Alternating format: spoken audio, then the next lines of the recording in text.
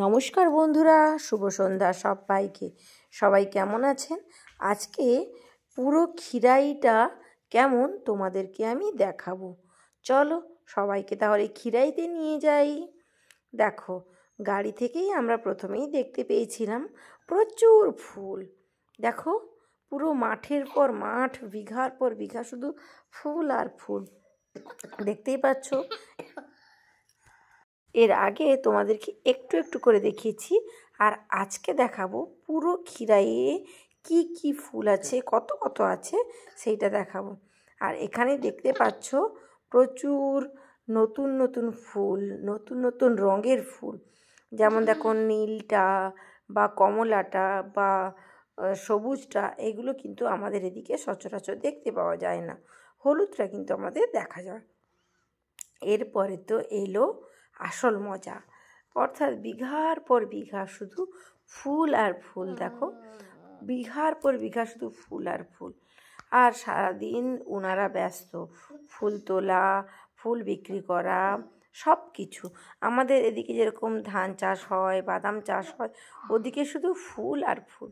আর দেখো, এটা একটা ডালিয়ার বাগান, আর এখানে সব রকমের রয়েছে। এই যে দেখো, এটা হচ্ছে ছোট ডালিয়া, এই যে মিনি ডালিয়া, এটা হচ্ছে সেই ডালিয়া। পুরো চারিদিকে ভর্তি হয়ে রয়েছে।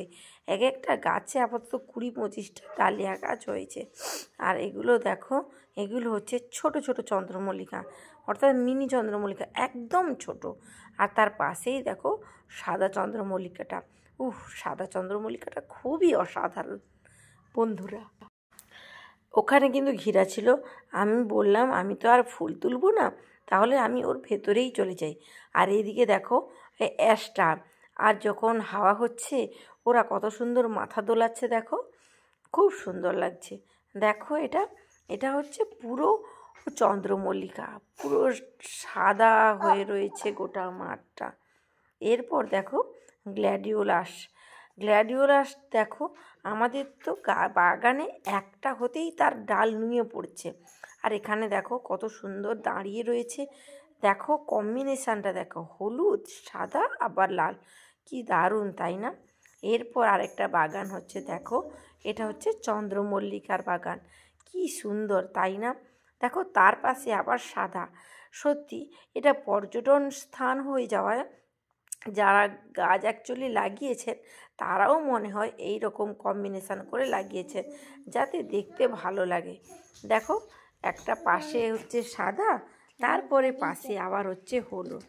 এরপর দেখো পুরো মাঠটা হচ্ছে গাঁদায় ভর্তি, আর গাঁদার মিষ্টি সুবাস পুরো বাতাসকে ভরিয়ে দিচ্ছে। সত্যি একটা গান আছে না, বসন্ত বাতাসে, সত্যি বসন্তের বাতাসে সত্যি ভরে গেছে গাঁদা ফুলের যে মিষ্টি সুবাস। আর দেখো এই রকম দাদাভাইয়েরা দোকানে সব রকমের ফুল নিয়ে বসেছেন। আর এখানে দেখো মুরগি ঝুঁটি ফুল রয়েছে। আর এটা দেখো চেরি গোল্ড রয়েছে, চেরি গোল্ডও কিছু জায়গায় রয়েছে। তবে আমাদের বাগানের যেগুলো থাকে তার থেকে কিন্তু এই চেরি গোল্ডগুলো কিন্তু অনেক বড় এবং অনেক পাপড়ি রয়েছে, কি বন্ধুরা, তাই না? আমাদের যে বাড়িতে হয় অত কিন্তু পাপড়ি হয় না। এরপর চলো, এরপর তোমাদেরকে নিয়ে এসেছি স্টকের একটা বাগান রয়েছে। আমাদেরও স্টক আমিও লাগিয়েছি, কিন্তু এত সুন্দর কালার আমার বাগানে কিন্তু হয়নি। এখানে কিন্তু সব নতুন নতুন কালার আমি দেখতে পেলাম, কি সুন্দর লাগছে, দেখো কেমন দুলছে। আর এটা তো তোমাদেরকে আগেই দেখিয়েছিলাম। এই ফুলটার নাম আমি জানি না, যদি কেউ তোমরা জানো তাহলে কমেন্টে বলো, আমারও নামটা জানা হয়ে যাবে। আর এগুলো কিন্তু একটু কাঁটা কাঁটা জাতীয় গাছ, হ্যাঁ, কিন্তু এগুলোর সুন্দরভাবে ফুলের তোড়া হচ্ছে।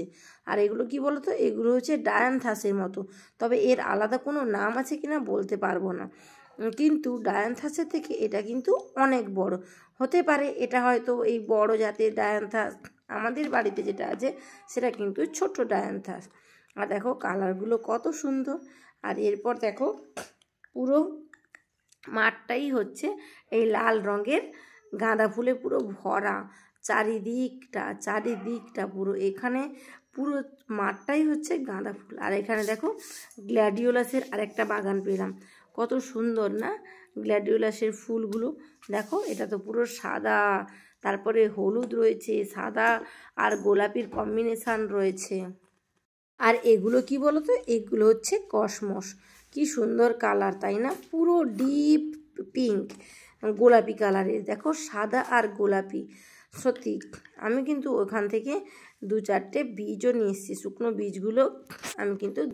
আর এটা তো পুরো কি বলবো, সাদা মাঠ হয়ে গেছে পুরো, মানে এত সুন্দর লাগছে। ঠিক আছে বন্ধুরা, সবটাই দেখালাম, কেমন লাগলো তোমরা একটু কমেন্টে জানিও।